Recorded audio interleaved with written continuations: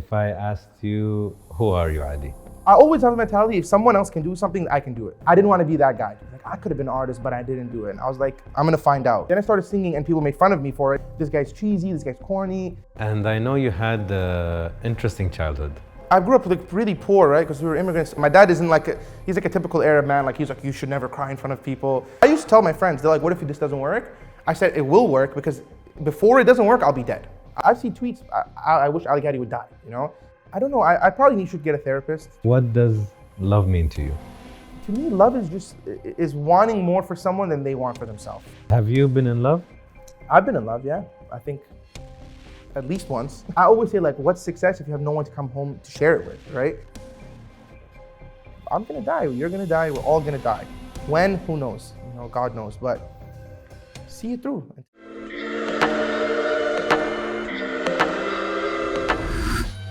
Hey guys, before you watch this episode, make sure to subscribe to our channel and hit that notification bell.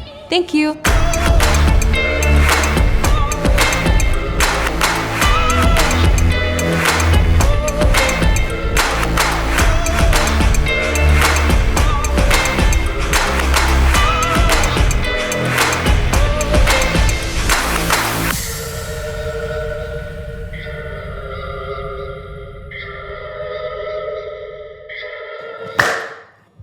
Okay. Hello, Ali. Assalamu alaikum. Salam. You know a bit about the show. I know a bit about the show. So today we're gonna be friends. And I'll start with the typical. How are you really doing? I'm good. Right now I'm a little tired. You know, just came on a 16-hour flight, so jet lagged. I just woke up like 5 p.m., which is not good. I need to like fix my sleep schedule, but overall good, man. Grateful, happy, excited. In this period of your life, you feeling more positive or negative? I'm like battling with the negative, you know? I have everything to be positive about, and my mind sometimes will like focus on like the few negatives. And so I have this constant battle of like fighting even though there's not really much like negative in my life, but I find it, you know, and I'm trying to fill it with positive. So I'm somewhere in between. You know, just now when we were sitting outside, you said how it's important to be busy. And I said, yeah, you know, I like to be busy. I'm blessed to be busy. And I think you said if I have so much time, I get into my head. Yeah. And I think that's sometimes the struggle with people like us. If we're not productive, we start to maybe self-sabotage or criticize or say, oh, you're not doing enough. And you need to keep feeling valuable and productive. Yeah, otherwise true. you get... That's like perfect way to describe it. But sometimes even if I'm busy and things are still ongoing the way I want them to go, I still feel like I'm not doing enough. And then be like, even though my week was busy, I did what I could and it just maybe didn't like, I made a bunch of videos, they didn't react how I wanted, or the song I was working on didn't come how I imagined it. It still feels like, oh, I wasted a week. Like now I'm a week behind the next person who like is fighting for that spot, you know? But that's like, it's good because it keeps me like working hard, but sometimes it's like self-sabotaging. It's like too hard on myself sometimes. You know? Okay, so if we have a backpack that you can put all of the current emotions you're feeling in this period, and I take that backpack from you and I open it, what would I find? I think, like, number one thing is always like grateful. I think like I move every day. That's what gets me through my life. It's just like gratitude for just in general, like life, my situation, my family, my friends I have. And then like after that, it's probably anxious. I feel like I'm just an anxious person overall. Since I was a kid, but especially after choosing this career and like the stress added to my life. So like anxious, stress. And then past that, just like happy, calm. I'm like a really mellow, calm person. I don't really get angry. I get stressed, but it's all like I internalize my feelings. So I won't like, you don't see me lash out. I don't scream. I don't even cry. So I'm very like mellow and calm and collected on the outside. That's probably like the 4 or 5. And if we have a white canvas, an empty one, and I told you to draw your mental state, what would you draw? It would just be chaos, man. I think I would just like scribble everywhere. It would be a mess. Like, to me, when I would look at it, it would probably be like an organized mess. Like I'm the type of person where you may come to my room and say, this is messy, but I know where everything is. And it's like my messy. So I think it would just be like, to the average person, they probably would be like, how are you coping? How are you living like this? This is crazy. But to me, it's my normal, I guess. You know? But it would be messy. It wouldn't be a clean board for sure. So you'd call yourself an abstract person? Yeah, maybe. I guess you could say that. Like an abstract painting? Yeah, I wouldn't be like a beautiful sunset. I would be like, some people would look at it and be like, this is horrible. And some would maybe admire it, but it's not for everyone, I think. Okay. Yeah. If I asked you, who are you, Ali? I think like, if you ask me who Ali is, like me, then I'll tell you I'm like a shy, simple person who loves to tell stories and like is really just a dreamer in his own head. But if you ask me like who Ali Gatie is, the singer, I would tell you like he's a storyteller at heart and like a fearless one, But sometimes I look at like things I do as an artist and I'll see myself, when I did Coachella was when like I did it and then I watched the videos and then I even think like, is that really me on stage? I don't like almost not that I don't believe that I can accomplish that, but I just look at it and almost like it's like an out of body experience because I think it's not who maybe my personal like, sometimes I think like, why did I sign up for this job? This is not for me, But then also I know I was meant to do it. So I think they're two different people. Like one is like anxious and shy and very to himself and just like to be home and relax. And then the other is like an artist, he's fearless and he talks about his emotions and he's doesn't shy away from anything to the like face value to people. I'm trying to find the balance, But I do like them to keep those people separated sometimes. I've heard this often that a lot of artists have alter egos. Yeah. Like it's completely different. Some people's completely different. And sometimes their parents won't recognize the person who's on the football field or on stage. Like they will not, they're like, who's that? You're a very, like let's say it's a competitive person. Yeah. And in a sport. And they're like, that's my sweet boy. Like, look at him, he's killing the other guy. And it's interesting how some artists are maybe the same behind the scenes and on stage, but a lot are not. Yeah.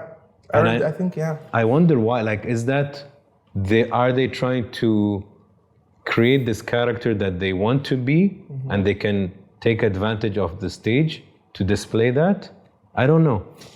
Like some people like say it's completely different. But I think like for me it's a middle ground. Like I am who I am. But for me I think it's mainly like the fearlessness that comes with being an artist.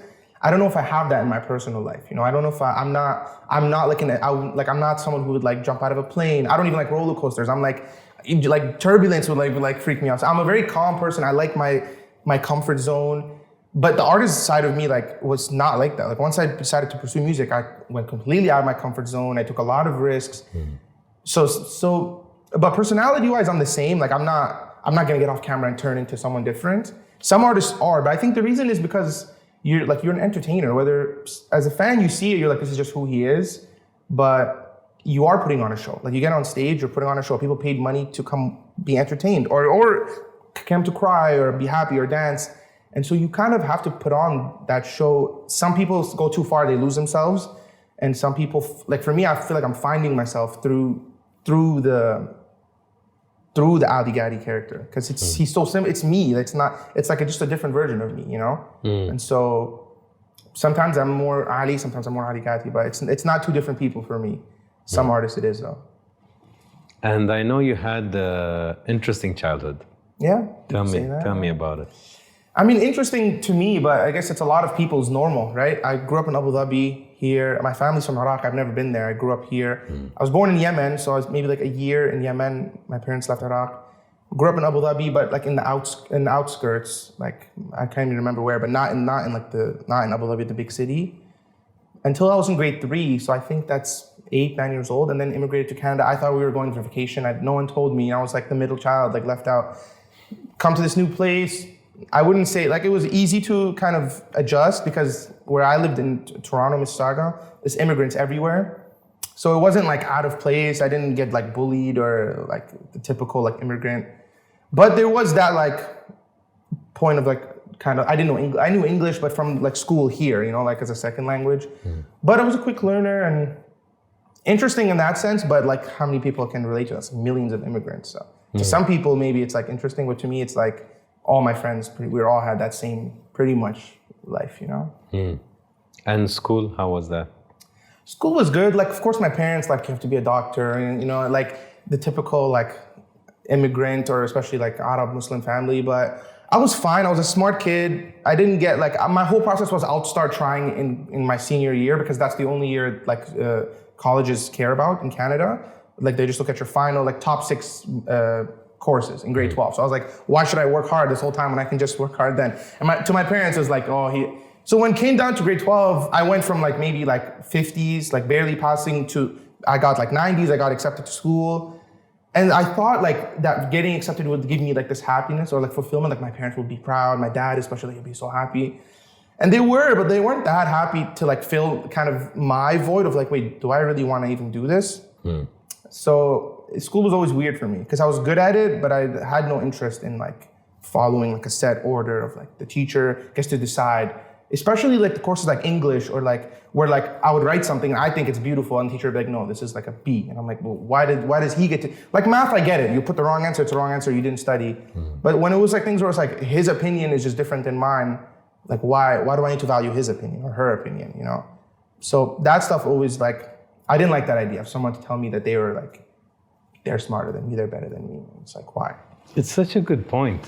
It's like, who are like you? Yeah. certain things are objective and certain things are subjective. Like writing a poem is extremely subjective. Filling a formula is objective. It's straightforward. It's a good like point. I remember there was one time, it was English, I wrote an essay, I don't know what book it was. I thought it was like compelling, beautiful, and like, of course if there was like grammar stuff is different, but she just didn't like my point or something. It was this teacher, I don't even remember her name. And this was like my senior year, and I got like a decent mark, but I was like, I remember thinking like, who is she? Like, yeah, she's a teacher, she went to school, of course, but I'm like, you're a human, I'm a human. Like, I wrote something from my heart that I felt was powerful and impactful. That doesn't mean you need to give me 100%, but like, she was more like the fact that there was critique on my, not opinion, but just my outlook on something that wasn't an A or B answer. It was like, how do you feel about like this? I think it was something, I can't remember what it was, but I remember it just like, it kind of rubbed me the wrong way. And I was like, why? Like, who is she? What if she's wrong? You know, like she gets to decide in this situation who's right and wrong, and maybe like my spot in what school I'll go to, but like maybe she's wrong too. Like, so it stuck in my head, I think, moments like that. And I was like, this is not ideal for me, but I still didn't think I would not do it. And I was like, university was the only like logical thing to do. It was like, that was just the route. And how did your family take it? Like, were they okay that you chose to drop out, correct? Yeah, I dropped out. And choose music. It's not like you did two things that are taboo. Yeah, they did. I mean, I started making music end of high school, right? And when I finished grade 12, in Canada, you have an option to do grade 13. Like, you can go straight to university, you can do grade 13. Usually you do it because you didn't get into university, or some people say we need extra time, but really it's like to boost your marks. I got into a bunch of schools, but I started to do the music thing and I wanted to buy more time. So I told my parents, like, look, I'm not comfortable. I was like, I was gonna go study business, and I was like, oh, maybe I'll do extra year and then maybe I'll go study medicine or something. And they're like, okay, fine. So I did grade 13 with my best friend, who he also did it. So I'm like, okay, we'll do it together. And I'm like, what's the rush? Like, I was gonna take loans to go to school. So I was like, what's the rush? Let me like make sure. And maybe like the music thing will work. And it didn't work. So then I did grade 13 and I went to, I did 1 semester at university studying business. I only chose business because to me it was the easiest thing, and that's not to knock on people who study business, but for me it was easy. Like, I could manage music and business. Like, I wouldn't be able to manage pre-medicine and music is too much. And so I was already doing the music thing, but to my dad, I was like, yeah, if you're doing it as a hobby, I don't care, but you go to school, get a job. And I was like, yeah, no worries. When I dropped out, and then I went to tell them, because I was like, there's no way I'm gonna ask them, they're gonna say yes. When I went to tell them, my dad thought I was saying I'm going to drop out. He didn't understand. I was saying like this, it's done. And then he was like, as I was explaining, he's like, if you even think about dropping out, don't even come home. That was his like his line. So I was like, okay, wait, I'm not ready to. Then I was like, okay, fine. But even though I had already dropped out, I'm like, okay. So then I was like, I remember I had like a meeting with my friends. We met, and my friends got my guys. What do I do? Like, I gotta tell them. My dad's they're like, he's not gonna kick you out. He's just trying to scare you. Because my dad's not really that, like, he's strict, but I also was like, damn, like, that's extreme. Like, I get the disappointment, and then they were like, one of my friends was like, you can live with me, like, in my basement with my family, they'll take it, don't worry. So I'm like, okay. I waited maybe 3 more months. I would, like, go to work, like, at a burger restaurant, Five Guys, and I would go to the studio, and I just leave from the morning to night, so my parents thought I was at school, you know? And then 2-3 months later, I just confessed. One day, my mom was looked at me, she said something like, I'm so proud of you that you're still going to school. Like, it just, like, hit me in the heart. I was like, I don't want to live the double life. So I just told her, and she was like, okay, we'll talk to your dad and see, you know? But then my dad didn't kick me out. It was all talk. And my mom also was like, if you kick him out, I'm leaving too. It was a whole thing. But I think at that point, my dad just kind of lost hope in me. He was like, this kid is hope. I told him I would go back. I was like, I'm taking a 6-month break, which is technically what I did. I took a leave of absence, but I knew I wouldn't go back. But it was just like an easier thing to tell them. So I was like, give me 6 months. I'm going to change my program maybe. Like, I need time.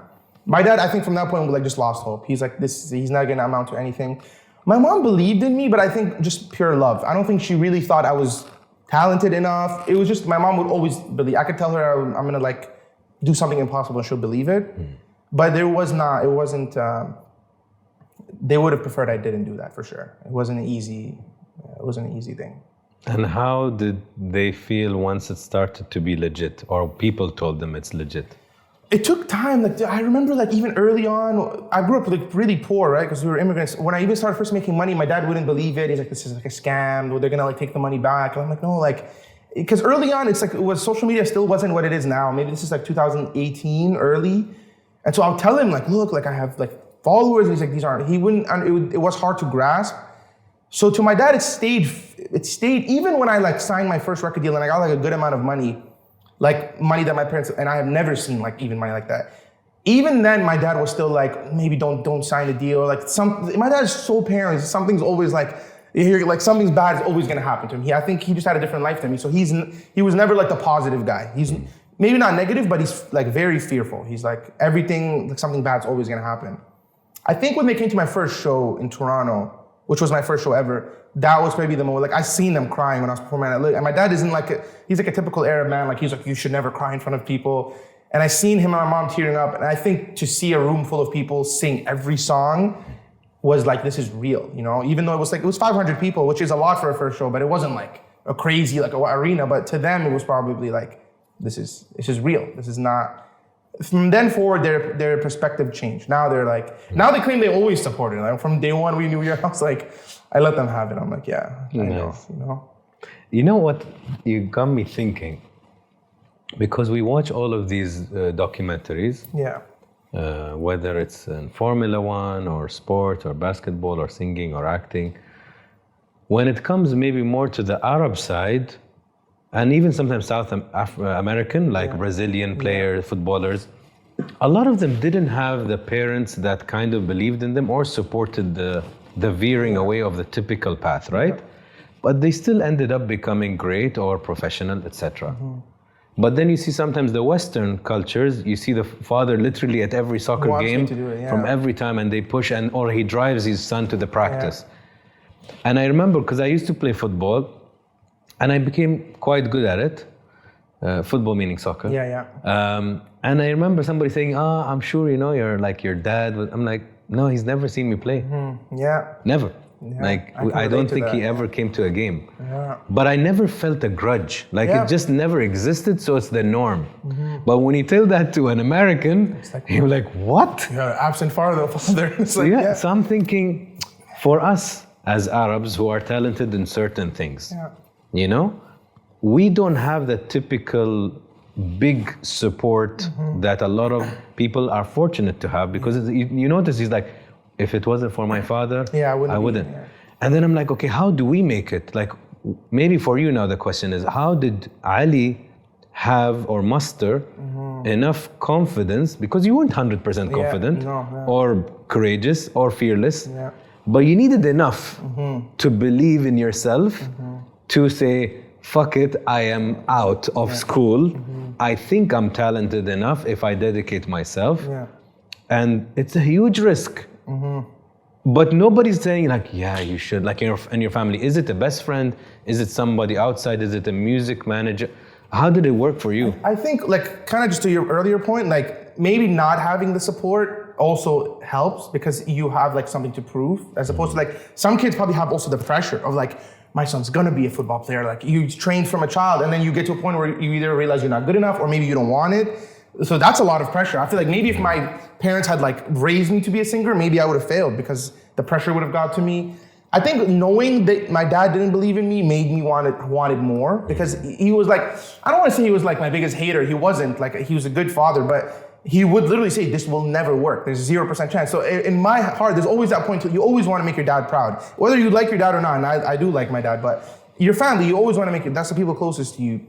For me, I think like, I always loved music, even as a kid. Like I was singing. I never considered it like a career option though. I didn't think, because my parents would say things like, even like when I started kind of doing it, they're like, there's no Arab guy singing like in the Western world. Like there's no one. So like, why do you think it's gonna be you? Like, it's like, and they're like, you have no musical background. You don't play any instruments. You never took music class. You don't have any money to help you. You don't know anyone, like, no one to even ask advice that's like, not even someone who's like a piano player, let alone like an artist.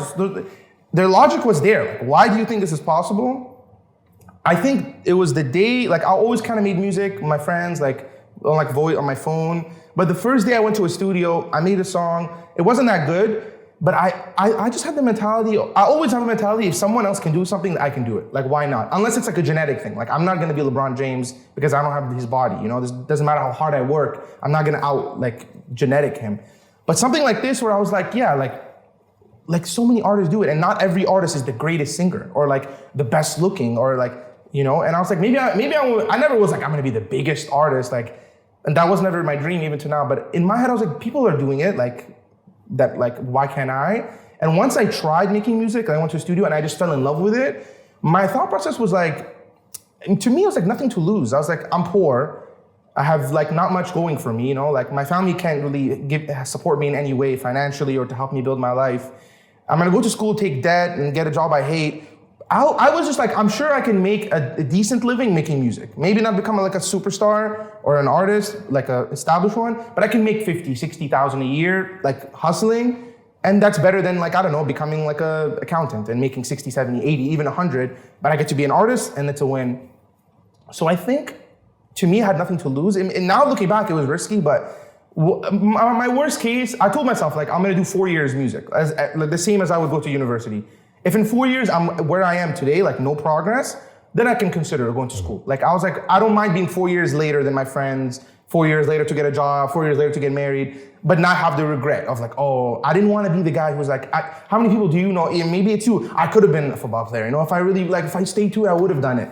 I didn't want to be that guy. Like I could have been an artist, but I didn't do it. And I was like, I'm gonna find out. If it's not a could have, would have. And then maybe like 6 months in, I was 100% sure. Then it didn't become like survival money. It was like, this is gonna work. I don't know why. I just loved it, and I knew that I knew it would click. And my friends believed in me. I had like four friends only total in the whole, all of Canada at that point.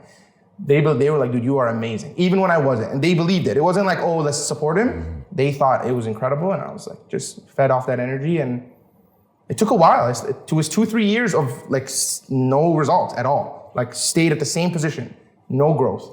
But there was never a decision to like, maybe it's time to quit. I was like, maybe one time, but I was like, nah, this is it. I need to do this. I don't know where that part, that's what I'm saying, that fearlessness, I don't know where it came from. I don't know. You said so many interesting things. I'll try to summarize. Yeah.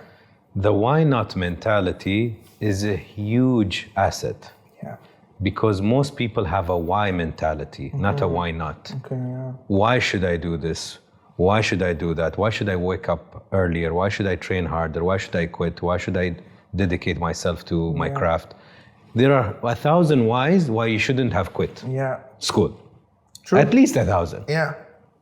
But you had the why not? Yeah, it's true. So this mindset it sounds silly and too simple, but literally if your brain has a why not mentality, it changes a life, in my opinion. Yeah, you're right, man. And you had it also when your teacher criticized your writing, because you said, if she's human, I'm human.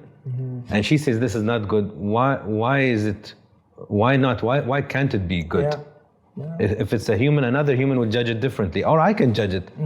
And this idea of challenging, or like you challenge an opinion. Yeah. It's like somebody tells you, put this for your hair, it's going to be the best thing. Most people are like, okay. But you're like, okay, tell me why. And then they have to challenge it. And then we got this ingredient from the Amazon. Really, why? What's this ingredient? It's this. Who told you? This guy in the neighborhood. I'm like, who's this guy? Is he a doctor? And you challenge and you challenge. And I think as long as you realize, and this is part of the show is about showing that Ali, Shaq, Yusra, any kind of celebrity, any kind of human is a human at the core. They love, they cry, they laugh, they're afraid, they're insecure, they're vulnerable. We're all the same. But you know, the glamour and the glory and the albums and the screens put so much sauce on it, you don't realize at the core is just another person. And you had this mindset very early. So it was a blessing. Like, I don't think you're the type that would get starstruck easily, because you're like, just another person. Talented, fantastic, but another human. And if he can do it, maybe I can. Yeah, and the same way, if I meet like someone that's in society terms lower than me, I'm never like, I can't talk to this person. Like, some people have their mindset, they get to a point, they think they're above people. Or I've even heard people say something like, just talk down on someone that's in a like lower position than them. Or I'm like, we're the same. We're much more the same. The biggest, like the richest guy in the world and the poorest guy in the world are still more alike than they are different. But to the world, it doesn't seem like that, you know? We're all the same. It's like you said, we feel the same emotions. We go through the same, even troubles in life. The rich person, the poor person, we go through the same thing just in a different way. It's perspective, right? It's like, the rich people still worry about money. You know, people like, the richest, I'm sure Elon Musk is still worrying about money. Maybe not in the same way that a single mom is worrying about money, but it's, like inner peace, those people like maybe like the monks that live like their life away, like those guys maybe have a different life, but the average people, like, we're all the same. We're more the same than different, for sure. And you think, like, you're right. If a billionaire grieves, a poor person grieves when they lose a loved one. It doesn't matter how much money you have, you grieve. Even success or self-love, you're all gonna have a bad day and a good day, and it's life, you know. I like what you said also about, you know, you had this mindset that putting aside genetics, if somebody can do something, they're human, I probably also can. And your friends obviously played a big part in that. That's a good thing. Having good friends is important, man. I'm like, these were also just the first friends. I moved to Canada. There was a guy who like sat in front of me, and the teacher assigned him like, this guy's a newcomer to the country. It's your job to like show him around. And he introduced me to like 2 other guys, and this was just my friends my whole life now. Like my whole 20 years almost, like not maybe like 15, 16 years. And I was just lucky. I like, some people have bad friends who like betray them. And especially when you get to a point where you like start succeeding, you have like, all these stories. This guy switched up on me. I have just had real friends. And my family was solid too, but family, it's like blood, like they usually will support you anyway. But friends, like, you know, it's people lose friends. I moved back, I left, now I live in America, my friends are, but the friendship is there, it's the same, and they still believe in me, more the same as always, you know? Nice. Yeah, so I'm lucky, I'm definitely lucky, Do you believe you're an optimistic person or pessimistic? I'm optimistic, I'll have my moments, you know, when I'm like, but I view the world like I see the world as a good place. I see the good in people. I'm not one to, optimistic. Definitely like glass half full, And you said, and you can correct me if it's inaccurate, you said you're not as confident in your voice as in your writing. Is this true? Yeah, I mean, this last tour really helped my confidence because I just did my first tour ever, like full length tour. The fear is I never grew up singing, and when I did sing, I was always told I was bad by my siblings and parents. And so there was never that kind. I wasn't that good, to be honest. And when I first started singing, like, I was actually started as a rapper, so it was never the plan to be a singer. I was going to be a rapper because singing isn't cool in Toronto. It's a really rap-based city. So I spent maybe a year and a half rapping. Then I started singing, and people made fun of me for it. Not really about my voice, but this guy's cheesy, this guy's corny, and it was mainly guys, like, you know, and it was like 10 guys. It wasn't like, you know, I had no fans, but it was like the people I knew, like, other than my friends. And so there was no reason to be confident, and I wasn't like, I'm not vocally trained. Like, now I do some training for my tour. And then when I started getting better at singing, it was just in the studio. So it was like under like certain environments, and like you have things to help you. You have auto-tune, and like you're like, it's easy to sound good. And then I was like, but can I do this live? And that was my whole fear. But I think that fear of like going on stage and sounding bad, and my early shows, like my first show, I definitely like made mistakes. But this last tour, I put like real work. And now when I watch like the clips back, I'm like proud of myself. I'm like at a good spot now where I'm still, I think, a better writer. But that's what I wanted to be always. Like I said, I'm a storyteller. I never had a dream to like if I was just, if I could take this job and sing other people's songs only, I would not take the job, I think. I would just find a different, like, maybe I would go become an accountant then. Because there's no fun in that for me. but it's the creative, it's the creating something from nothing. But I'm working on that confidence. Since that interview, I did the tour. Now, I have more reason to be confident. You know. I'm a big believer that confidence is a muscle. Yeah.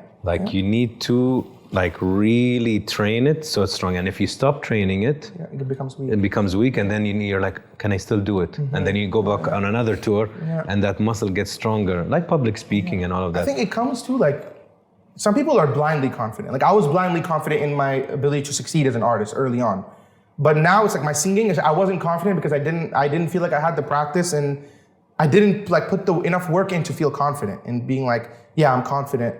I'm not the type to go into something blindly yeah, of course, I'll be fine.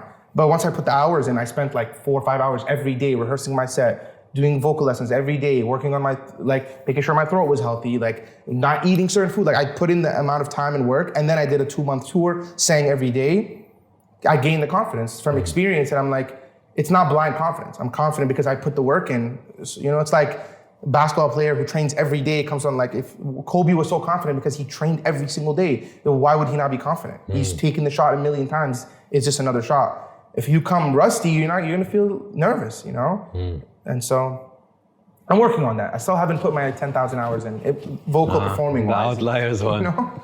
Vocal performance wise. There is, there is good and bad to blind confidence. It's a very good topic. So blind confidence, if you are a skeptic or a very logical guy, you probably would never run after your dreams. So that's the positive thing of having blind confidence, saying, I will be an astronaut, I will be this, you know, and people are whatever. And then you're no, I really think I can. So now it's blind because let's say you're 16 or 15 and you're I'll be an astronaut.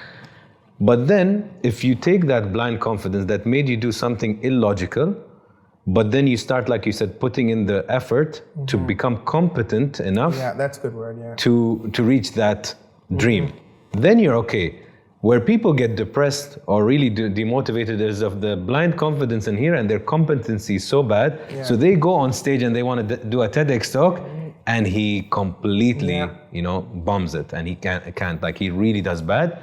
His confidence goes down. But if he goes, I can do a public speech in front of 1,000 people. And then he keeps training in front of his family, in front of his friends. He does it in a park, Then you see that gap really close. So that blind confidence becomes true confidence. And I think that's kind of where you are. That's what I was basically saying, It catches up. It's there's a saying, I don't know if you've seen a big saying, but it's some people want things and some people desire things. And wanting it is not enough. I want, let's say, maybe I want a #1 song, let's say, sure. Or I want $1 billion. But if you just want it, you won't have it. If you desire it, it's in your stomach. That's when you start putting in the work, And that's what I tell people, even some artists, and it's social media took over art. I just want to be a real artist. I don't want to post on TikTok. And it's then you don't want it that bad. That's not what you desire. If that little thing, learning to manage social media is going to stop you from chasing your dream, your dream is supposed to be the thing that you can't even at one point I would probably tell someone, I used to tell my friends, they're what if this doesn't work? I said, it will work because before it doesn't work, I'll be dead. I'll just keep going until I die. And at that point, no one can ever say it didn't work because I just went, not I would die for this. And it was extreme. I'm sure at some point I would have been all right, guys, I was wrong. This is not working. But I had that mentality. I will keep doing this until I succeed or die. And hopefully succeed comes much earlier than die.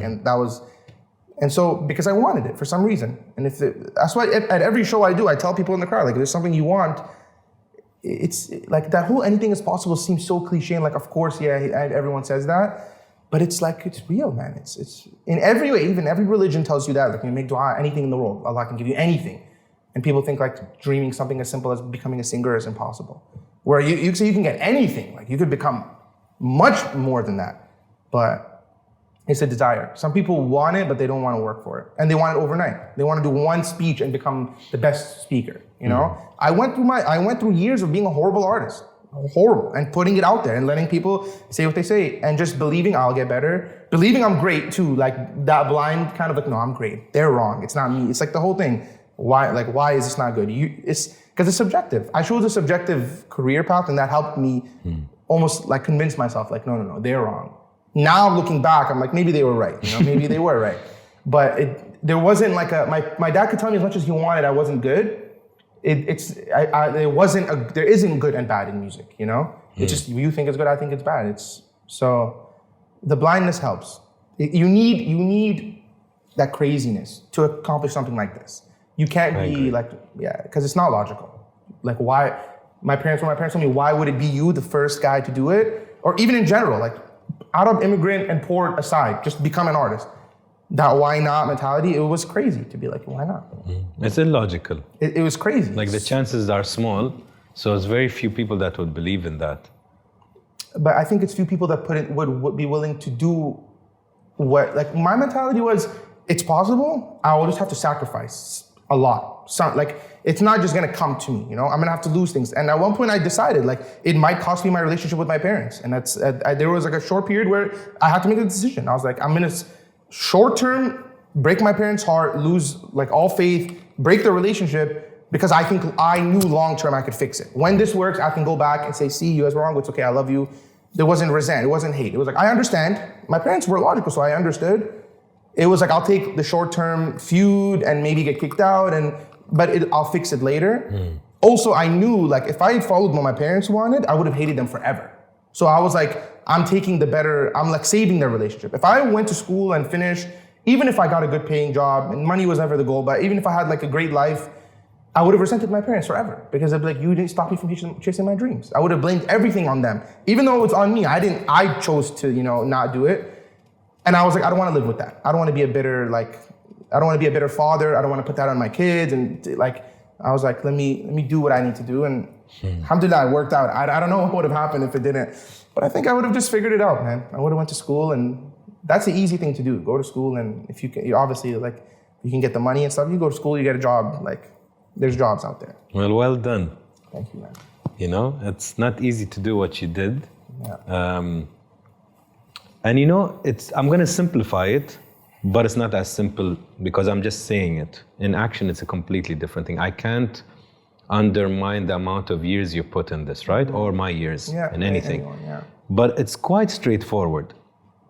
If you are talented and you work really hard at that thing, there is only one scenario. That's true. Really, that's it. I even think if you're not talented, even personally. Okay. I think. Like, explain it. I don't think I was that talented when I started. Like, I think I just had the willingness to, I was blindly confident in my ability to get there, but I wasn't like crazy or stupid to think, no, I'm amazing right now. It's just like, I'm gonna keep doing this exact same thing and it's gonna work out. It was like, I need to get better. I need to get like, and I'm going to get better. Maybe some things like, no, I still think, even though I know it doesn't make sense, my first dream was to become a basketball player, and I was horrible, worst in all my friends. But I still think now, if you ask me like again, like go back in time, like 13, 14, and start pursuing it, even though I don't have the genetics, I don't have the height, I still think I could have done it. Because I think if you outwork, it's like the Kobe Mamba mentality. It ends up being like math. Like how many hours is the average kid who wants to pursue music putting in? I'm gonna do double that every day, not for a month, for 4 years. And then when you look back, now I'm like years ahead, you know? And not just like the 4 years, when you factor in the amount of hours per day, I was maybe putting in 10 hours a day, every day for 3 years. Now looking back, there's no way I wouldn't have succeeded. Eventually, the hours caught up. I got better as a songwriter, I became smarter at marketing, I learned, made mistakes.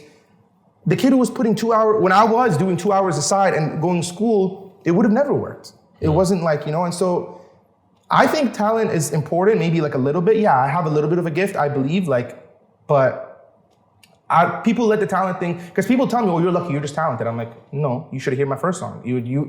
People heard it because it didn't work for 4 years. There was a reason, right? Like, it's not, some people, Adele has a gorgeous voice. The Weeknd has a voice that sounds like Michael Jackson, right? Like, but I don't think that's enough. How many videos do I see online of amazing singers, much better than me, but they're never gonna be artists? Because I think the hard work outweighs that. Like, what's the saying? Like, hard work beats talent. I was just gonna say, talent. I think it's hard work beats talent if talent doesn't work hard enough. Yeah. Correct. Maybe the talented guy will beat you with less work, and you'll sit and complain, oh, he got there faster than me, he doesn't have to work as hard. So work harder. Work 10 times harder than the talented guy, and you know, at the end of the road, maybe not early, everything weighs out. Me personally, some people say, no, you I'm with you. I'm with you also. Like when you brought up Kobe, God rest his soul. Yeah. Kobe was never the tallest, strongest, most talented, and he admits it. Yeah, he admits it. But he outworked people. Yeah. I think even Michael Jordan has a similar story. He was not the most sought out teenager. Was it like Michael Jordan didn't make like a he team. didn't cut, Kobe, even I just seen an interview. Kobe, like I think when he said when he was 14 or 13, he played he was in a league. His dad took him, and he didn't score a single point the whole season. He played every game. It's not like he didn't get playing time. He played, and the whole season he didn't score a single point. And that motivated him to say, I need to start outworking these kids. And then he's like, I did for a year, outworked everyone. And maybe I scored like a few points. But he's like, after 2-3 years, when you factor in the amount of time I put in compared to kids my age, that's when he's like, I started just being completely better than them. Yeah, he has a talent. I mean, he has the mindset. He has, certain things that maybe, but you can learn. Like, there's nothing you can't learn. That's true. There's few things, I don't even know, I couldn't tell you what, maybe like there's few things in the world that you couldn't learn, you have to be born, but even then what, like you can learn to sing. Maybe you can't learn pitch, but I'm sure you can. Man, I saw an Ed Sheeran video how he started. Have you seen? Yeah. That's crazy. And he's one of the biggest singers of all time, biggest grossing tour ever. And like I seen that, like he did an interview, right? So it's like, if he can learn, why not? Why can't you? There's no excuse. It's just how willing are you to learn? What does success mean to you? Now it's like I'm just trying to find like inner peace and freedom. That's what I'm like. This is maybe the last year, or it's like before it was like I want to buy a mansion and and I want to retire my family and never worry about money and have huge records and play arenas, and I still want those things. But really, like in my heart, what I really want is like just peace, with myself, inner peace. Yeah, I'm searching for it. I'm not close, but that's like, I read a saying somewhere where it was like the happiest man in the world goes to bed and falls asleep or something like that. Yeah. And I'm not that guy right now. Maybe because I'm jet lagged now, but I'm trying to get to that. Like I want to end of the day, whenever my end of the day is, I rest my head on the pillow and I wake up the next day. There's no that hour of whatever, and I don't know how to get there yet, but I'm working on it. It's different. I'm sure you'll know. As long as you explore, you'll find. Yeah. And I think it's a very wise thing. Yeah. What you said is seeking peace of mind, because you can be very rich and have a very troubled mind, or a worried mind, or always afraid that somebody's coming after you. But if you have peace of mind, nobody's more blessed. Yeah. You put your head. That's the dream. Just go to sleep. Yeah. It's such a simple thing. Like I just wish I could go to sleep. But it's simple, but it's like the simple things in life. It's what makes life great. Do you think the music industry is vicious? Yeah. It's a dirty game. From the beginning of any artist's inception career, maybe now is a little bit more room to navigate because artists are gaining control with social media. It's a dirty game. It's a dirty game. It's. I always say the music business is built for people to make money off the artist. It's not really built for the artist to win. It's not. It's built for everyone else, And that's not to like. I love my team. I love my label. I love my manager, my lawyer. I have a great team, and I've had bad teams before, and I've got screwed over and whatever. But it's vicious. It's dirty for sure. But it's also just it's not a place for the weak-minded. And if a lot of artists are insecure, most artists are actually insecure, and that's why we become artists, and that's why we are great. But it's not a good place. Like even just like anyway, like I see tweets. I wish Ali Gatie would die, And it's like 9 out of 10 times it wouldn't get to me, and that's not even music related, business wise. That's just like having any type of attention. That's not for any. Some people like can't handle that. And then there's like it's pressure, it's stress, it's tough. It takes a lot. Like I didn't realize early on how much stress it would like add to my life, but.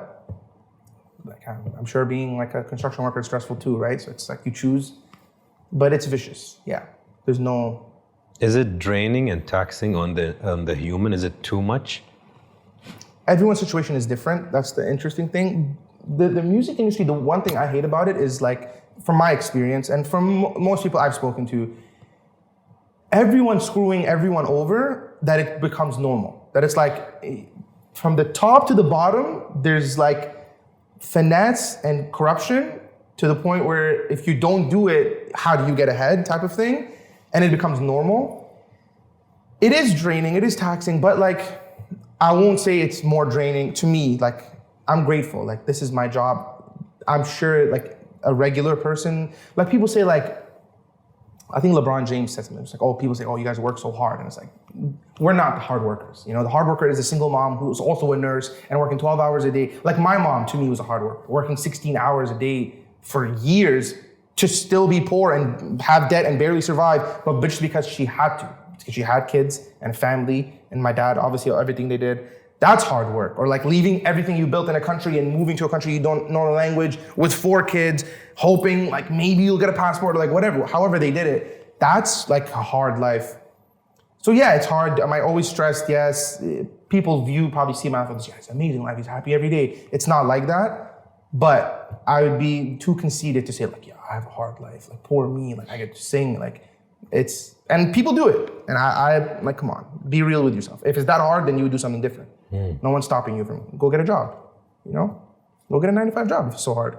Don't complain, like it's a blessing. It's hard, but whose life is not hard, right? Mental state, how is yours? I'm good overall. Like I've always been good. Anxiety is a big like part of my life, you know. And it's like comes and goes.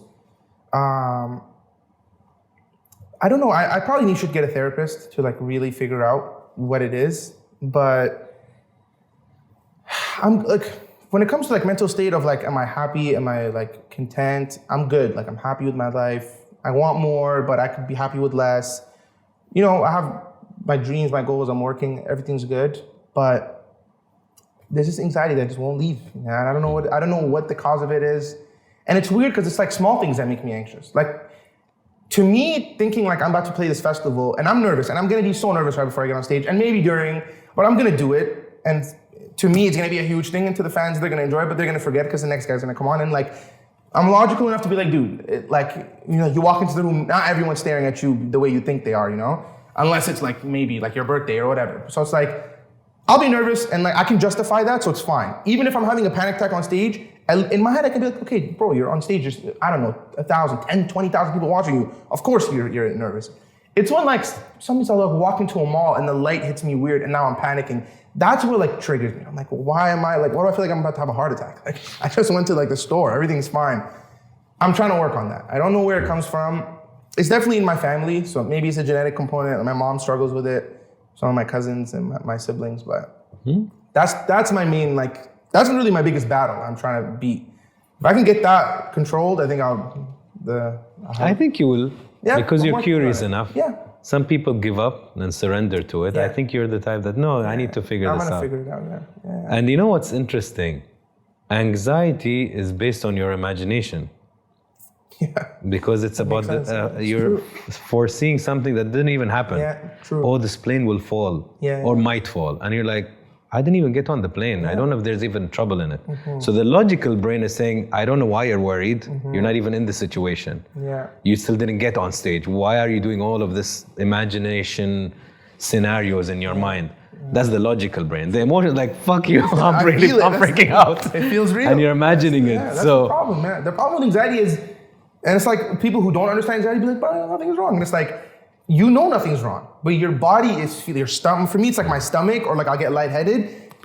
I feel like I'm done, that's it. This is it, I'm tapping out. And so it's like, I definitely think though, like I complain about it, like to my close friends and my family, but I know what I need to do, I think, to maybe not, I mean, I don't know if I can get rid of it, right? But I know what I need to do to stabilize it, but I'm not like, I know, for example, like to me, if I like meditate every day, you know, keep up with my prayers, take cold showers or like get a cold plunge and like do sauna. If I do that every day, for example, I know I'll reduce it by 85% and maybe eat healthier. Like those 5 simple things, but I don't do them. And that's like more a discipline issue. So like, I don't stress too much about it because I'm like, dude, like maybe if I had tried everything and I was still like every day anxious, I would be like, okay, this is like a hopeless feeling. But I'm like my life induces a lot of anxiety, so it makes sense. It's not.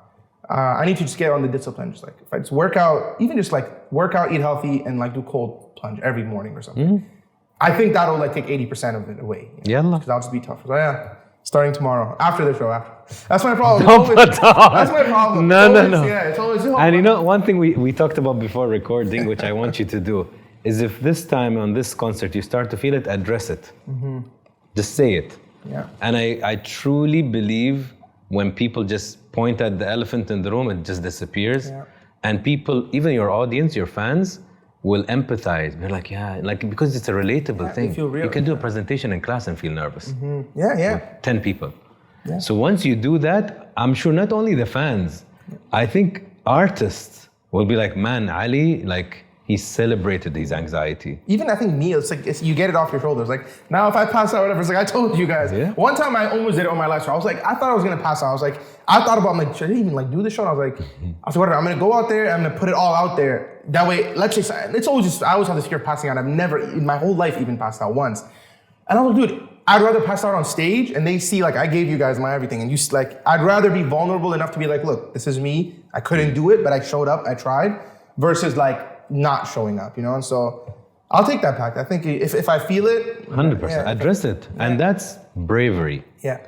That's humanity. Yeah, you're right. That's vulnerability. That's saying, I'm a human, today I'm having an anxiety attack. Let's talk about it. Yeah. And you'll see the people will carry you. And you'll carry, like you said, you'll release. Yeah. And even if it doesn't help me, it'll help someone out there. Because 100%. I'm not gonna be the only anxious person at that show. Whether it's someone backstage who's performing next, or it could be a fan. I've seen fans have anxiety attacks. It's scary being in a crowd, and like if it's not an experience. Man, if I was standing there and I was watching you and you said that, I'd have so much respect for you, because I'm like, man, he's like a human, and my love will increase, my respect will increase. I would be the same if I seen someone. You know, especially if you relate. You know, if you don't relate, maybe you're like, okay, he's brave to say that, but whatever. But if you ever went through that, you're right, man.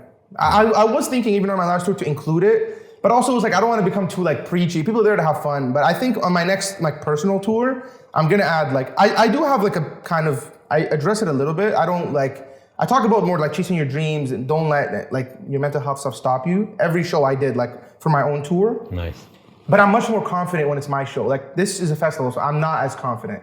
Now like vocally, I think, I mean, I haven't rehearsed in a while. So like practice not there, but I think I'll be fine, like singing wise. Festivals, things always go wrong too. Your mic will be off. Like you're not in control. There's like so many artists. Like you have like 10 minutes between sets, right? So something's gonna go wrong. I accept it. I did Coachella. Like my mic wasn't working. My biggest song, the guitar, I was a cappella the whole song. Like, wow. So I'm like, now that I've done that, I'm like, who cares? Okay, and that was Coachella, which is like technically a bigger deal, whatever. Yeah. At that point, so I'm like, something's gonna go wrong. It's fine.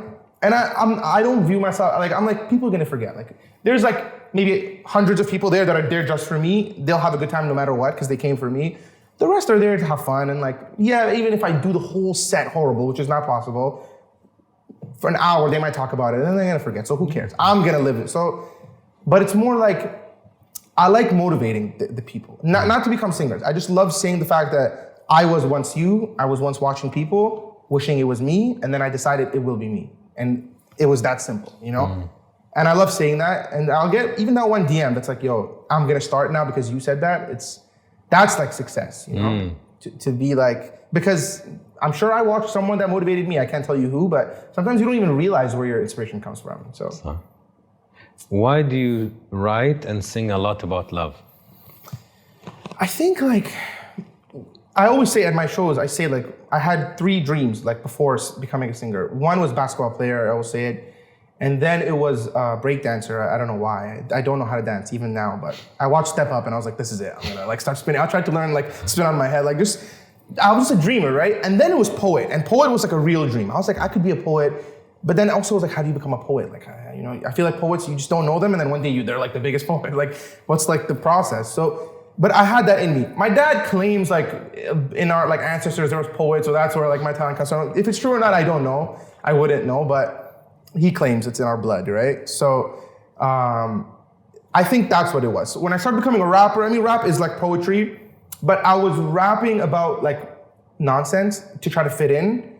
And then I wrote my first love song, and I just love, and I love, my manager, who's a big manager, says there's 2 types of like hits, but even like impactful records. There's songs that make you dance, and songs that make you cry. There's only two types of songs that ever become big. And I was like, yeah, like I made that, this is before I met him, but like I guess I made that decision where it's like, this is where I can touch people's hearts. Like I'd rather touch your heart and stay with you than give you a good time for 3 minutes, which is important too, by the way. It is. I love that feeling. I'm a storyteller at heart, and so I love the idea of like telling my stories, or sometimes just making up complete like stories. It's not about my love life. It feels like there's endless, and then what better topic than love to write story? Like what's the biggest stories of all time if there's no love? If it's no love, betrayal, anger, like always comes to love. The universe, like life is all about love. If you believe in God, it's about, you know, God's love for us. It's about your love for the prophet or whatever you believe in, you know? Love. It's your mother's love from your child. So I was like, it'll always be cool to someone, you know? Yeah, and I was like, I don't want to make a hit record that's cool because it's the cool song to play at the clubs for this 6 months. I want my kids in 30 years, when they're my age now, to listen back and be like, yeah, maybe it's not the biggest hit now, but this is still meaningful. And it's something to like be proud of. And I'm just, for some reason, I'm good at it too, I don't know. Yeah, What does love mean to you? There's two, like I learned the real concept of love from my mom. I think she showered me with so much love. I'm so lucky. Unconditional. Like I always tell people, like they think I'm joking. Like I could call my mom now and say, Mom, I need you to cut your arm off, and I need your arm. No explanation. You just need to do it, and she'll probably do it because she's like too crazy with how much she loves all of her kids. But I think I was like, we had a special connection for some reason, and so I lived my whole life filled with love. Even though my parents doubted me and I was a middle child, so a little bit like neglected. And I had like, you could say a hard life, I guess, you know, financially, and just, you know, we didn't have an easy upbringing, moved a lot, but my dad not so much, but my mom filled me with so much love that to me, love is wanting more for someone than they want for themselves. Simple, you know? That's when you know you love someone, where it's like, I want more for you than you want for you. And it also needs to be selfless. Like if there's any selfishness, I early on I used to like always say to like my fans, it's just like before I even really maybe been in love, it was like, you can't say I love you if you're mine. That's not love, you know, because that's selfish. Love should not be selfish. Love is I love you, period. Whether you could be his or you could be hers, I would prefer if you were mine. Yeah, and it's gonna hurt to see you with someone else, but that whole idea of like, oh, but I loved him, but now he's not mine, so I'm over him. It's like, but how are you over him? That's not love. Maybe you can fall out of love with people, sure. Like I'll take that, but to me, love is like selfless, and it's wanting more for that person than they want for them. You know, that's like the best explanation. So well put, because I think pure love is very similar to what you said. Your selflessness has to be more than your selfishness, because everybody's selfish to a certain level. Yeah. But as long as you're more selfless towards that human being, and it's not about you, if they're not with me, I hate them. Yeah. That's selfish. Yeah. But if you're like, it seems like that guy is good, I hope she's happy. You know, I hope she deserves to be happy. Yeah. She's a good person. And I think that's where their ego is also playing. Is it an ego thing that you want her to have bad relationships just because she left you? Or you're like, it wasn't compatible. You know, I just hope I would have loved to be with her, but... Yeah, and it's like, also there's like, people think everyone you love, you're supposed to be with. And that's not maybe necessarily true. Yeah, in the ideal world, the first person you fall in love with, soulmates or like whatever, high school sweethearts, and you end up together, great. Maybe there's some people you're meant to love and not be with. And people have a hard time grasping that, I think. Especially younger people. I think, I'm assuming as you get older, you're like, okay, like... But younger people are like, no, but like, you don't understand. Everyone thinks no one understands. Like, we all understand, though. That's the thing. And I've been in that, like, you know, but you always think it's just, this is special. And it is special because it's your love. But like I said, we're all like more similar than different. And everyone's been, there's someone out there been through the same situation you've been in. Whether it's, my parents don't accept him because of religion, but it's true, it's just wrong timing. And maybe it is. And then you like, I think where it gets tricky is where some people don't marry the person that they love the most. And that's when those people start thinking like, but that's it gets tricky. Hopefully I'm never in that situation. Hopefully you are. But it is. There's a position where like, I would hate to be like, when I get married one day and I know in my heart my wife loved someone before more than me, and still, maybe it's an ego thing. It's like, you could have love for someone, but you hope that the person you're with, you know, decides. But also love is a decision, I think, right? It's not like people think it's just like a feeling, you can't control it. You decide to love people. Maybe your mom, like that's unconditional, but a partner, I think, like a romantic partner, maybe the spark initially, at some point, I'm sure, like long-term relationship, you have to decide to keep loving them. It's easy to fall out of love. You know? We all get uglier and annoying and have bad days, but you choose to love your partner. I think your kids and your parents, like parent to kid is different from my experience, different parents. Like my mom, I think I could like kill her and she would still think, oh, he didn't do it, my son didn't mean it. That's unconditional, but partner, you choose. Like you have to keep choosing every day, right? I agree. Esther Perel said, there's a difference between a love partner and a life partner. Yeah, I like that. I agree with that. That's kind of what I was trying to say, I guess, yeah. And when you were saying it, I remembered what she said. And I was like, that's so true. There are some people that you will love, but they don't make good life partners. Yeah. And then you find somebody who maybe is not the love of your life in terms of emotion, but they're healthy love, they're good love. They bring peace of mind, they bring a good family. I said too, like love freely, like love whoever you want, in whatever way you want, but it doesn't mean you have to marry that person, right? Like if it works out, alhamdulillah, great. But you marry the person that you should marry, the person you would like to be partners with, who's gonna make you, you're gonna have, if you plan to have children, you think you're gonna be good parents together, your combination of you, who's gonna be loyal to you long-term. Like if you marry just the person you love, sometimes it works, but I don't know, not always. But I'm not encouraging go like and love everybody and date everybody, you know, like try to find something long-standing, but yeah, not everyone's a life partner. Have you been in love? I've been in love, yeah. I think at least once, to me, right? So yeah. I think so, yeah. How would you, I just thought of this, how would you describe, because it's a tricky thing to describe, how would you describe being in love? I guess the way I describe it is through making songs, right? So I have a very like to me, the purest form of love is like my song, It's You. And not because it's my biggest song, but because I met this girl, I hadn't even met her. I like talked to her on the phone, like not even FaceTime, phone. Didn't like, I knew what she looked like, so I was like, and in my head over heels in love, done. One day, this is my wife, whatever, in my head, right? Knowing it's crazy, but I was always crazy. So to me, like, there was no idea of something too crazy. And then I write a song about her. The next day, or maybe 2 days later, I post it, it goes viral. And then when I drop it, it completely changes my life and reaffirms to me like, was it real? Yes, because now, looking back now, 1 billion people connected to that song, more maybe, like, you know? So to think, on just one platform, there's 1 billion people listen to that song, whether it's 100 million, 10 times, whatever, then I know it's real, because I didn't just feel it, everyone felt it. At least whoever heard it felt it. That's like, for me, when I think of like, someone's like, how do you know you're in love? I'm like, I knew in my heart, because I knew it in my heart, and it's like that if you know, you know, which is cliche, but that moment where it was like, now the love I had for that person, and early, like, I ended up like having a relationship with that person, but this is like 2 days of, I don't even know nothing. Like, we don't live in the same country. It was just one or two phone calls, that's it. Not even like, nothing spectacular, like just getting to know each other, like, but I'm just that type of person. I just felt it. And to now look back and see like, I don't know the total numbers, but I know on one platform, 1 billion almost like plays, right?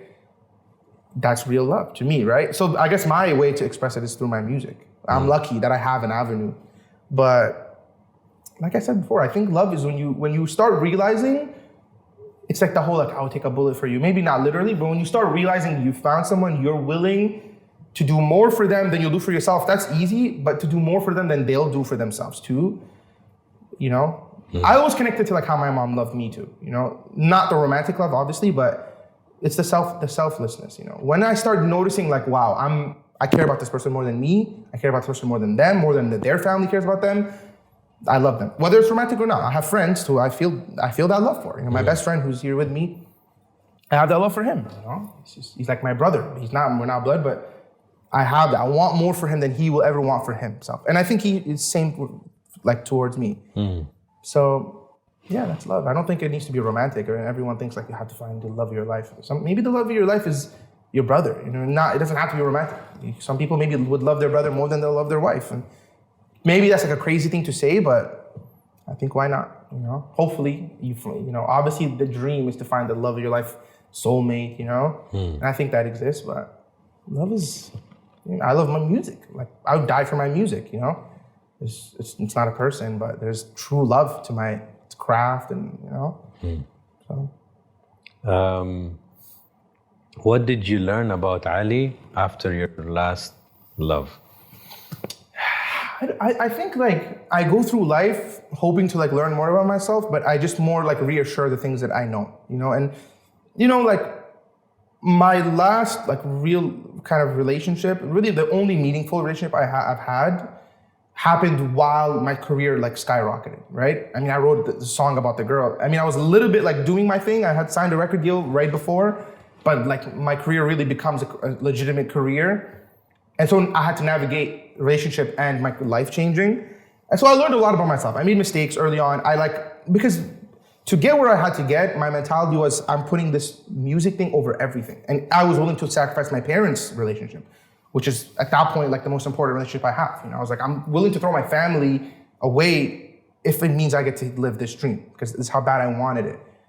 And so it was really hard to include another person into it that was like, I don't want to be a selfish lover, and I don't want to be like, my career will always come before you. But I spent a lot of time doing that. I learned to navigate. I learned to understand at one point, like, okay, Ali, like you got your dream. I want more, but you know, I accomplished what the kid version of me dreamed to accomplish.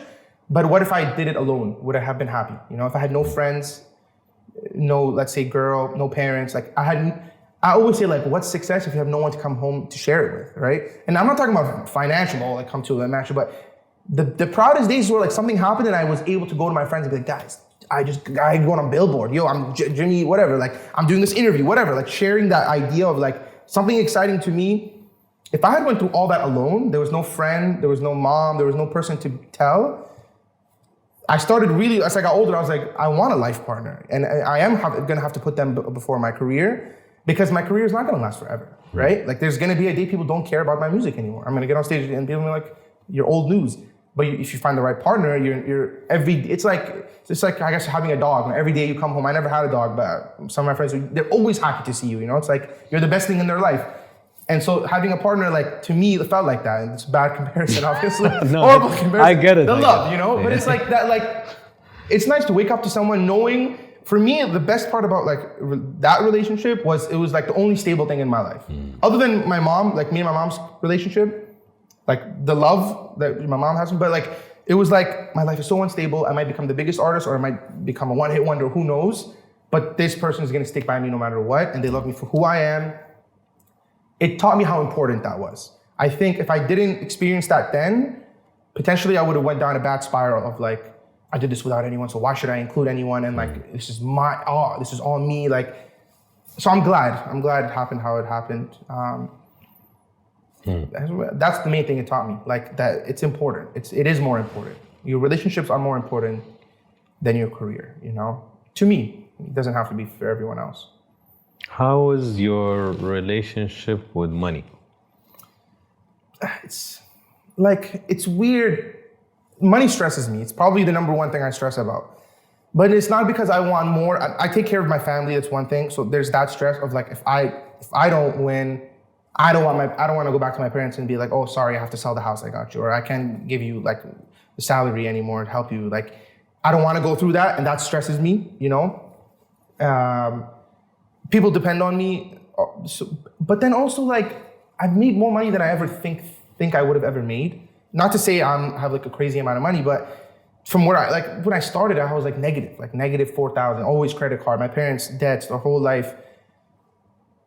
I don't know if there's an amount I can make that I'll be like relaxed. I think because I think the more money I make, the more responsibilities I naturally take on. And my parents never asked me to take care of them. It was never like, yeah, now you have money, you have to help us. It was me, you know, I put the burden on me. I have a toxic relationship with money. I'm working on it. I'm getting better. I always think I'm running out. I could have the days I've had the most money in my account is probably the days I think I'm running out the most. I always, like people ask me, you're rich? I'm like, I'm not rich. Like maybe like, if you look at like tax returns, yeah, considering what people make the average and what like the 1%ers earn, maybe I'm rich. I think the richest I felt was maybe like when I first made money because no responsibilities. Now I worry. I always think like it's gonna run out one day. You know, that's my thing. It's not a good relationship. I'm working. Another thing to work on, yeah. How is your relationship with food?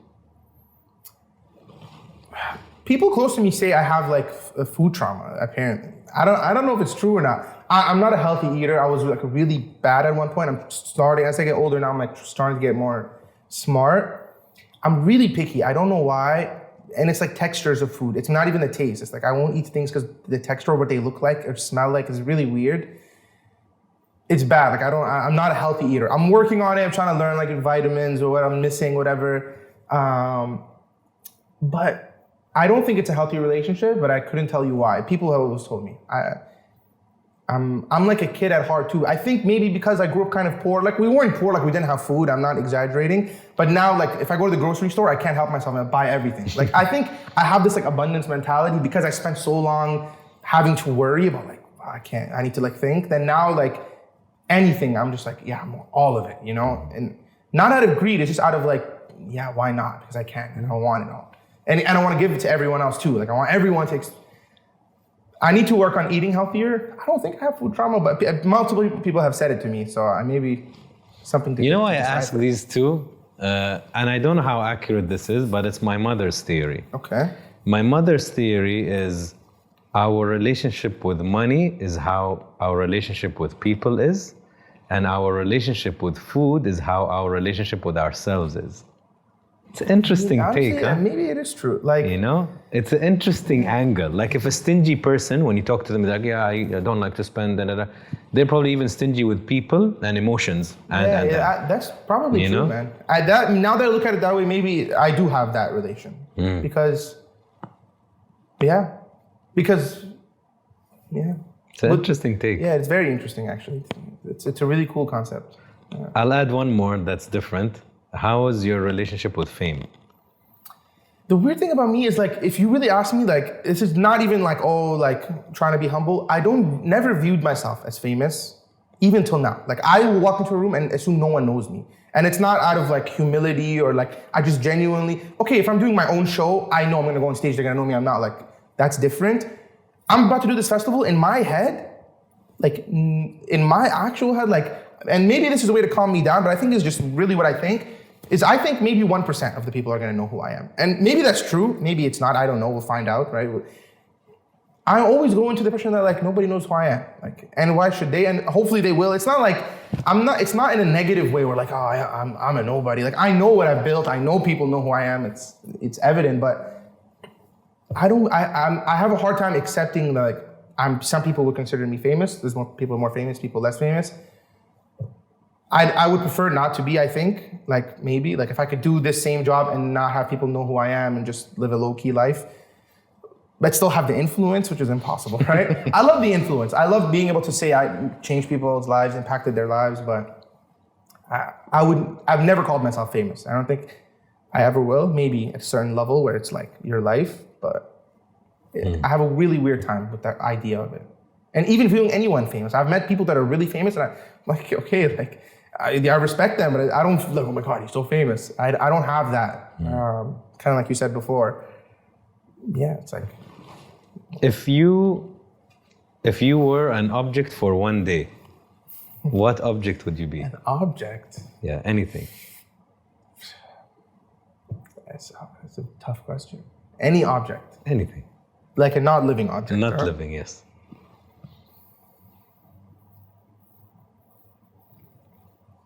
Maybe an airplane, just be able to see, like, it seems peaceful, like you get up there and like a 16-hour, most of the time.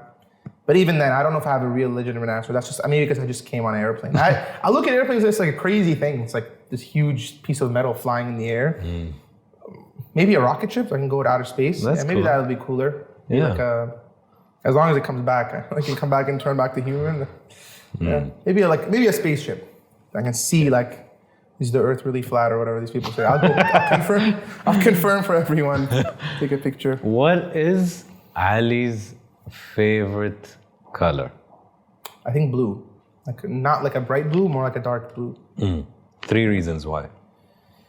I feel like blue is neutral. Like no one hates blue. Maybe not even love it. It's like everyone, but yeah, I like blue. It's in their top 3 or 4 or 5, you know? And I love like the moon and the water and the sky. Like I just love that side of nature. I'm more of like go to the ocean, watch the stars than like go in the mountains and camp, you know? Why is that the ocean? Why the ocean? Even though the ocean and the sky are scary, to me they're like calm. Yeah, like waves are scary. I'm not like in the ocean, but watching it from land is safe. And versus like going to like the mountains and camping and like get attacked by a bear. I'm not like an adrenaline junkie at all. So I like my peace. Calm.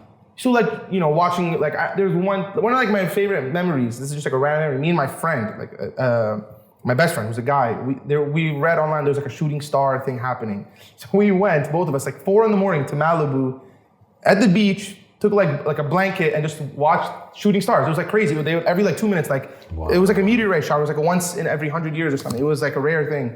And I remember we went looking for them. We couldn't find them. We were gonna give up. We're like, let's go to the beach. We'll see. It was just peaceful. Like you couldn't see the ocean, right? Or like on the sand, it's cold, like freezing. And you're just looking up and you see shooting stars and you hear the ocean, you don't see it. That's like, was like just peaceful. Like that's like as close to meditating as I maybe ever got. Would have been nice if I had like a romantic partner. It was like a very nice moment for romantic. We were talking, we were like, oh, of course we end up here together, you know? But it was just peaceful. And I think that's why I like blue. It reminds me of like the ocean, the moon, even though the moon is not blue, but for some reason, yeah. So neutral, calm, and what? One more. I don't know. I mean, I don't know. Now just even looking back at it, like all my biggest songs were blue, like cover art. Like the artwork was blue. Not even, I wasn't like, I make it blue.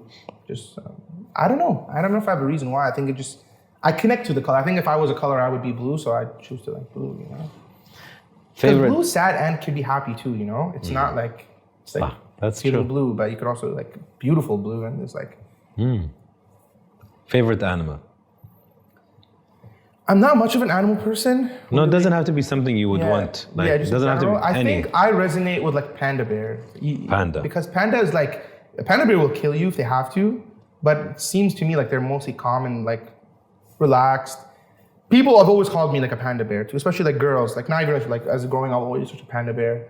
Because they're like cute and cuddly, but they're also like a little bit crazy inside if you like you. So I think I just resonate with the animal. Yeah, I think probably a panda. So panda because it's cute and cuddly and at the same time fierce? Yeah. And one more? 2 animals you're saying, huh? No, one more reason. One more reason? Yeah.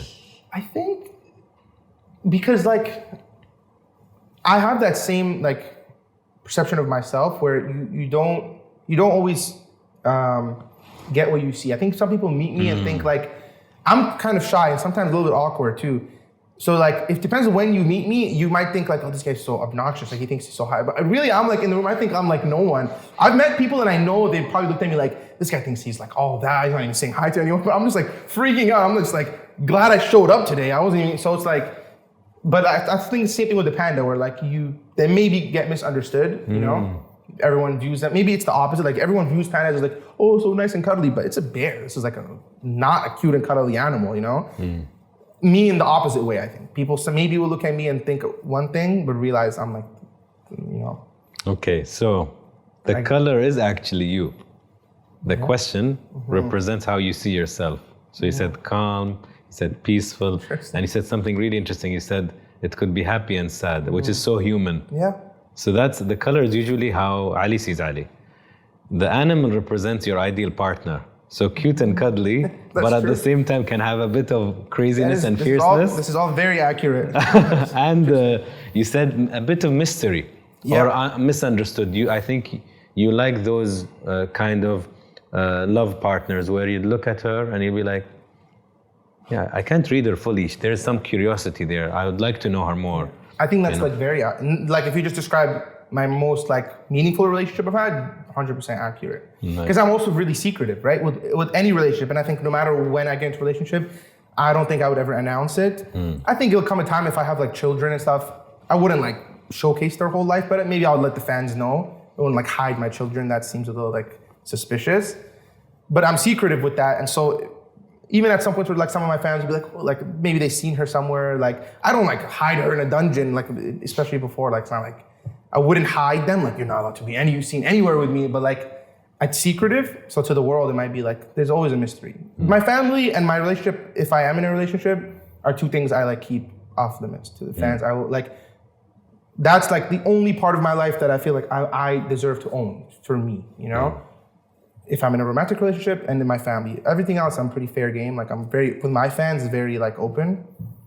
Those are two things I think, especially family, I think it's like, I mean, your partner is your family, so I'm just protective of those things. And I don't want them, like I said, I know what it feels like to read a message that could ruin your day, you know? And I'm really mentally tough. Like I'm so logical to be like, this person's going through something, they don't mean it to me, they probably don't like themselves. Like, I feel empathy for the person who's hating on me. But I know, like, if my mom read some of the messages that, like, I get, she would not be able to handle it emotionally, you know, or probably a partner, like, same thing. So, try to protect them from that, you know? What if they want to be in the public eye, like a family member or a lover? Family member, I wouldn't like it.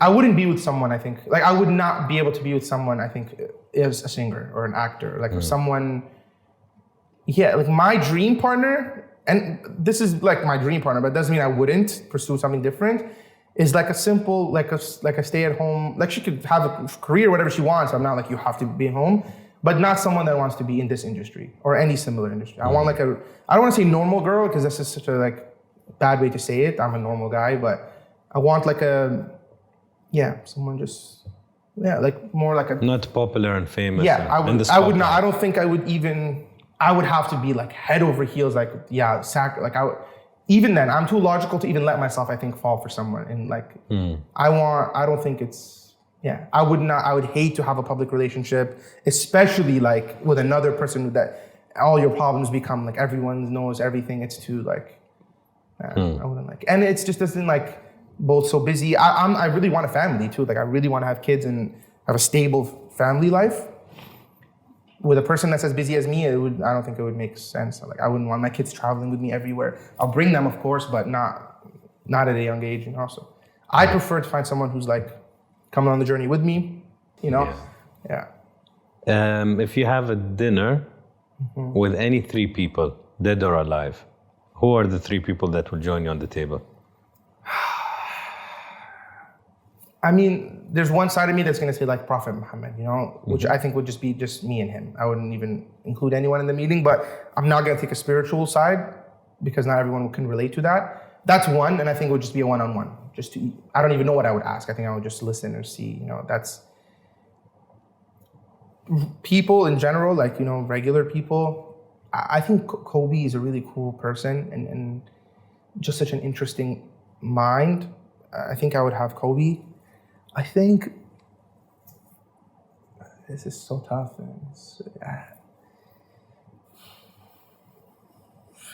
I don't know. I also think I would be a more like a one-on-one conversation guy. I feel like the more people I'm in a conversation with, I lose my personality. I'm not good in like a group. I think I would just take like Kobe one-on-one and just speak to him about how his mentality has impacted me. And anything else, there's other people, like I'd love to speak to Kanye just to understand his creative, you know, but I wouldn't want to speak to Kanye and Kobe at the same time. I wouldn't be able to get what I want to get out of either of them. So I'm much more of a one-on-one. So Kobe was the first that came to mind. It doesn't mean he's like the most influential person in my life. But yeah, I seen a recent clip of him. It was just like motivated me. That whole like how he didn't score a point. And I was like, he's just an incredible person, you know? You're the first one who tackles this question this way. It's interesting. And you're right. Energies and chemistries and combinations change when you have different people around somewhere. Like you can bring one person here today, it's going to change the vibe. And different. You wake up happy or sad? I think I wake up happy. I don't know if I feel sadness. I mean, I do, but not like on a consistent basis. I'm overall happy, but I think I'm more just like mellow, like somewhere in the middle, you know? I'm really good, I think, at controlling my emotions. Maybe I just internalize everything. I would definitely say I'm a happy person 10 times before saying I'm a sad person. Some days I wake up stressed, but I don't know the last day I woke up like sad, like miserable or like, thankfully. But I've had those days for sure, but not in a while. You said that you hardly ever cry. When was the last time you cried? I don't know. Like maybe here and there, like off a movie, like tear up, which I don't consider crying. It's a little different. I cannot tell you the last time I cried. There was like maybe 4 years ago, one time, and it was kind of like a funny cry, but it was emotional. Like I had this like feeling that like everyone in my life was gonna leave me, like my girl at the time and my best friend. Like I'm like, if you guys all leave, I'll be here alone. And like I teared up, and then it was like we started laughing, like because it wasn't even happening. The reality of it, it was just like it wasn't a real emotion. Like it was real emotion, but the last time I like sat and like cried, maybe more than 10 years.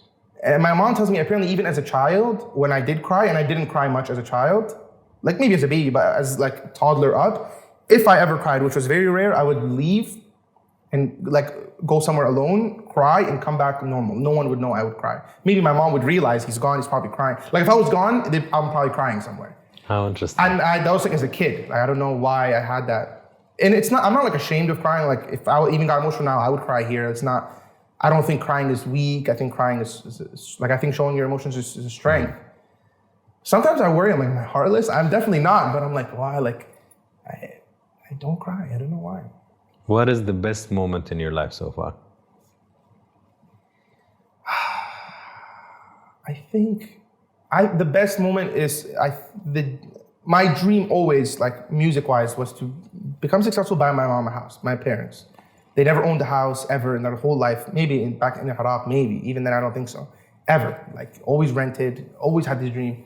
When I bought them a house, it was like a big, it was like, it took me a while to, and even now, sometimes I forget that I did that, but I remember the moment I told them, it was like just pure happiness. It was like, and it felt like for myself, for them, I was happy for them, but it was like, wow, I set like this pretty incredible goal.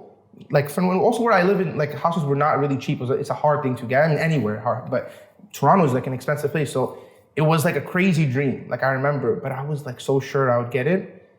And that was probably till this day. I just recently bought my own house. It wasn't as nice, but it was also nice. But buying my parents a house was like, yeah. And the most difficult moment so far?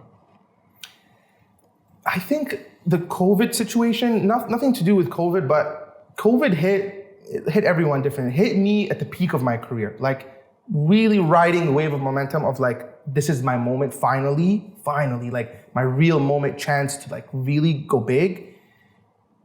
Like I started a world tour, sold out world tour, COVID hit, leave, and 2 shows in. I did Dubai, Cairo, Malaysia, of a world tour. I had like all of Asia, Europe, and North America, and Canada, North America. 3 shows in, world shuts down. And we're thinking for a few weeks, no problem. Fly back to Canada. It's okay, we're gonna go back a few more weeks, there's a little virus. My manager, me, everyone not realizing how big it was gonna be. Obviously, no one knew. We waited, and it killed my momentum of like years, what felt to me like my life's work. Like I finally got to the moment where I'm one more move, I was one more like big moment from really becoming a superstar, like, or at least a star. Like I feel like I'm at a good spot now, but I would have like that next threshold, and it killed me, and I struggled to get back in, because I got into that like, well, like it's not fair, and like everyone went through it, it was me. I could have fought through it. I could have had my moment. People had moments during COVID, but it was like horrible timing for my career. I was very empathetic with the world. I definitely wasn't sitting there like, oh, poor me. Like I had a much better situation than most people who dealt with COVID, but it felt like I got so close to what I wanted, and I kind of got what I wanted, but I was like, damn, I could get even more. Like I'm really I was on a crazy run, and it just killed my momentum. And as an artist, it's so hard to regain. That's what I'm working on now. Like to regain that initial spark of people finding out about you, and like that journey up, you're going like 30,000 miles an hour, and then you fall and you got to get back up there and then also continue. It's hard, and it's been hard. And that's been like the challenge of my last couple of years, getting back.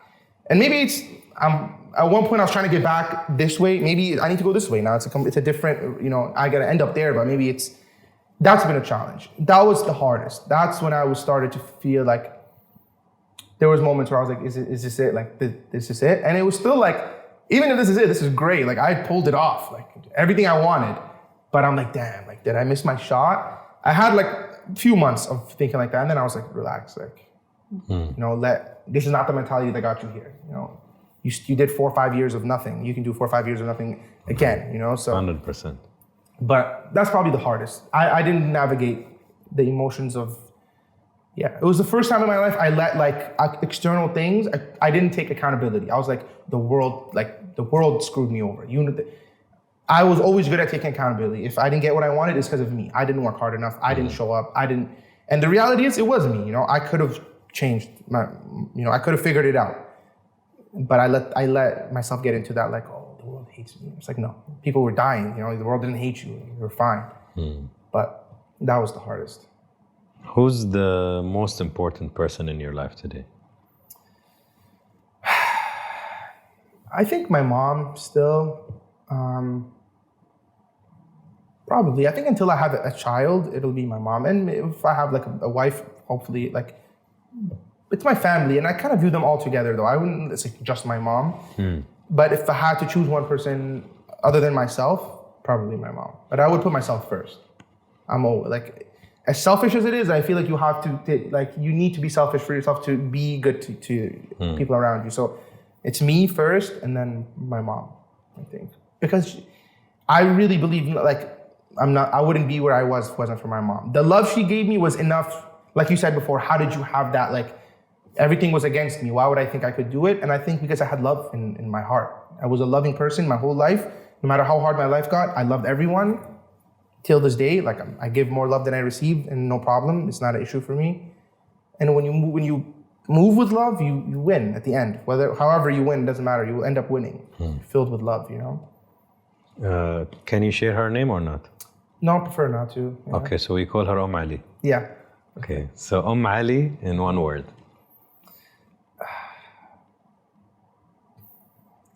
Selfless. Yeah, I think that's pure.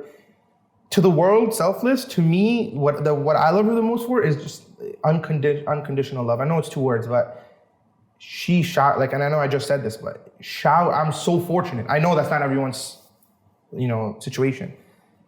But the unconditional love and selflessness, they go like hand in hand, but loving, selfless, to me is the same thing. That was probably the best way. And if I can take Ali's heart, with all the kind of story you told me, and if you really think of your life, all that, how old are you now? 25. 25. So 25 years of the heart. And all the experiences that it goes through, and we take your heart out, what would your heart tell Ali? I think keep going, I think. Keep going, See it through. That's what I've been like telling my friends and myself to. See it through. Like, keep going, see it through, see what happens. Like everything in life. Like, I sometimes stress so much about the future. So I tell myself, like, see it through. I might go on stage in 2 days, have the worst show ever. Let's see, like, maybe. And when I say see it through, it's like not see the next day through. See the next 10, 20, 30 years if you get to live it, right? See it through, see, like I was saying before, like, I'm gonna die, you're gonna die, we're all gonna die. When, who knows? God knows, but see it through until then. Get to that point and try to live with least. I think that's what my heart would tell me. Keep going.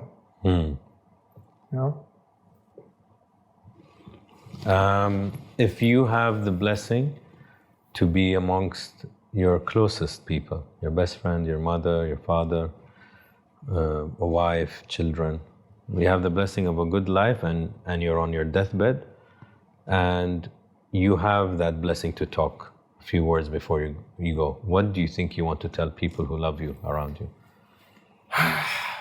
So, interesting thing is, like, recently someone really close to me had someone close to them pass away. And I don't know anyone that's passed away till now. The day will come, but my relationship with death is like a really unknown relationship. So I don't know, one day my mother's gonna die, and I don't know how it's gonna affect me. I wonder if the logical side of me is gonna kick in and say, yeah, this is life. I'm a believer in God. Like, this was meant to happen, or maybe the emotional side of me is gonna like lose control. So it's hard to answer that question because I've never been on the other side.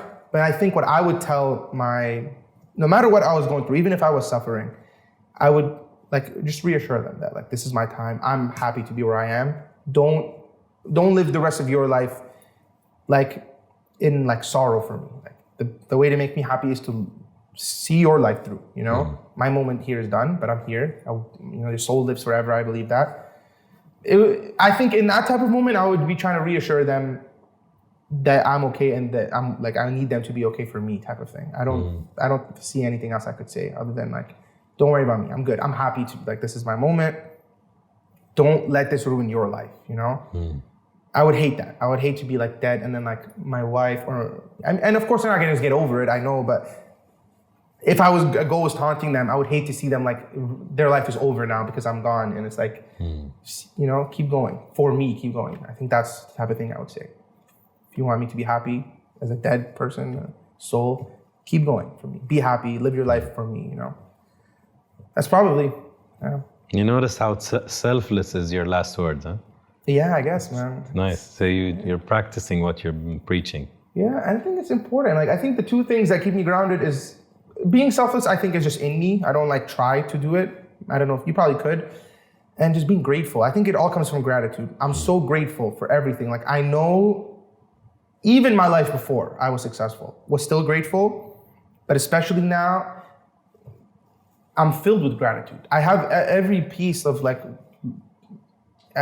almost to me, I have like the perfect life. And it doesn't feel that way. I'm stressed almost every day. Like, I have problems, but outside looking in, if I looked at someone else, I'd be like, bro, you have a perfect life. What do you mean? You have family, friends, your career you love, you know, like you providing for the people, like what more can you need? So, but. Last one. Ali in one word.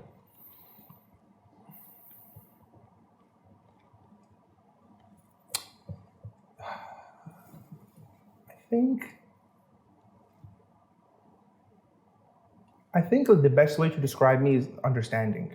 You know, like I think that's what helped me be successful in life. I know how to navigate relationships because I'm understanding. You know, I'm compassionate. I'm always looking for what you're going through. You know, the other person, and I'm understanding I'm very understanding about myself, my fans, even like developing my fan base. Like in general, I have a good understanding of myself, my surroundings, people, life. So yeah, I think understanding in both the way of like I'm understanding to humans, like if you tell me your stories, but also myself, life. Yeah, maybe it's a lot of words I would have chose. That was a hard one. It's a unique one. Yeah, I didn't want to say like something kind, like sure, you know. So I was like, think of something creative. I think, but it's true. I think, yeah. Thank you. Appreciate it. How was it for you? Amazing. I loved it. Definitely. I mean, I haven't done really much long length, like this type of conversations. I'm glad that we have it. So yeah, I'm glad too. I think we uncovered some good stuff. No, it's really refreshing to see how you think. And it seems like a war in your brain. Like it's chaotic, but you're so smart. Thank you. And you're hungry for life. So you're learning from everything. You're so curious. But then you have to organize them in your mind. And that's why you're saying, I'm working on it. I'm working on it. There's a clutter, but I'm working on it, which is a great attitude because, the room can be messy. Your mind can be messy. It's fine. But you're going to organize it. Yeah, exactly. It will come. You put this here and this will fall in its place. No, so you're like a student of life. We all are, or should be, right? Should be. Should be, yeah. Not everyone. Some people are very complacent or comfortable. You know? Yeah, it's true. The way you described that I've never thought about that, but that is what it is. It's like, it's chaos, but it's peace in there too. It's not, it's like a war, but it's like not, there's no one dying, you know? There's a war, everyone's scared, like a war is about to happen, but it's peace, you know, there is peace.